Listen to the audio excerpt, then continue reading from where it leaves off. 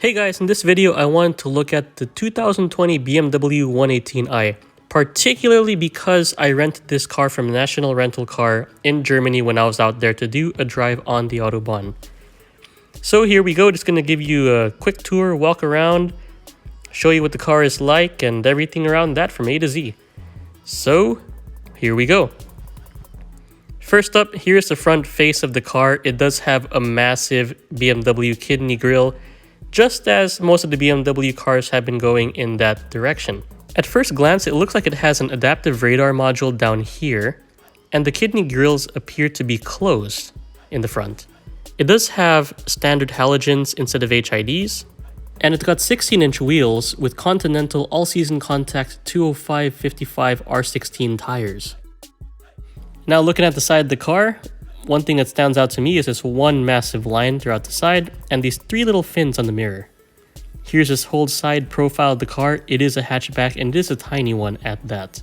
The rear of the car looks very BMW-like. It does remind me of the 3 Series here in the US, given how they shape the taillights, the rear trunk lid.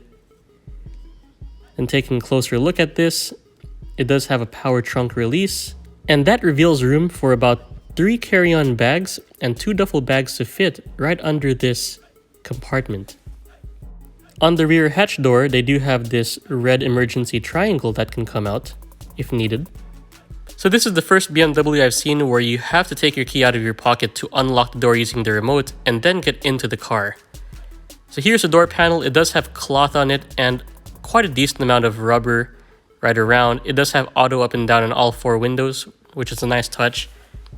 And that has me looking at the driver's seat, which has mostly manual controls. The adjustments for going up and down are all manual, just like this lever over here. And then there's that one bar to pull the seat forward and backward. Moving the attention to the dashboard, they did very well in this car. I actually like this part of the car in how they styled it. But before going in depth over there, this is what the rear door looks like, just to give you an idea of that. Cloth once again, rubber, and a speaker on the door. Here's the back seat, which has a decent amount of space for a small car, with the driving position set to where it's at right now, and I'm a 5'6" tall person. These seats do fold down in the rear to give you more space also. Sitting in the back seat, this is how much room I have here. To give you an idea, that's as much room as I have to kick, guys, in the BMW 118i. Once again, back to a full view of the dashboard from the back seat this time. On the left side, we have all of the different headlight controls, and they're all buttons. That's something I've never seen before in any other vehicle except this new BMW. Here is the turn signal stalk on the left side of the steering wheel. And these are the cruise control buttons, including a limit button. On the right side, you have your audio and phone controls, and this right side stalk controls your wipers, front and back. This first row of buttons controls the HVAC, and this controls the radio. Down here, you have a wireless charging pad, 2 cup holders, a USB port, a 12-volt DC, a couple of drive mode settings. Start-stop button is in this area too. Parking brakes down here, and then this controls audio and that screen up there. I like that BMW also allows you to touch the screen in addition to that iDrive-like wheel on the bottom. It does make it easier to navigate through the options like media, connected drive, the car itself, settings.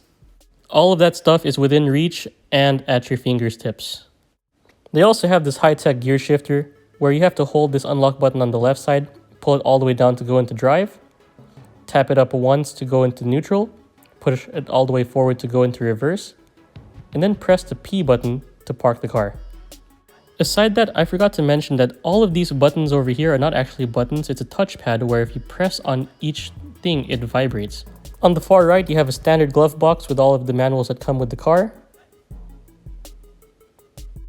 And when holding down the start button, the instrument cluster lights up. It does show speedometer on the left, tachometer on the right, and the whole multifunction display in the middle, which here I'm able to toggle through different radio stations, trip settings, etc. Even the speed limit shows up on the dash too. From the outside, this is what the car looks like with the headlights and blinker on. That is a halogen light, as mentioned earlier. The side mirrors even do have their own turn signal lamps, which looks really sleek. Towards the rear, they're not using LED, or it doesn't look like they're using it for the blinkers or the lights. And under the hood, BMW surprised me because this is actually a 3-cylinder 1.5-liter turbo with a 103 kilowatt of power and 220 nanometers of torque. And that engine was peppy enough to go to top speed on the Autobahn and keep up with other vehicles, so that was definitely the most surprising part. So that's pretty much it when looking at the BMW 118i. I hope you guys liked this video. Please drop a like if you did. Please comment down below with your thoughts on this BMW with a 3-cylinder engine. Let me know what you think. Subscribe if you haven't already. Hit that notification bell, and I hope to see you in the next video. Goodbye.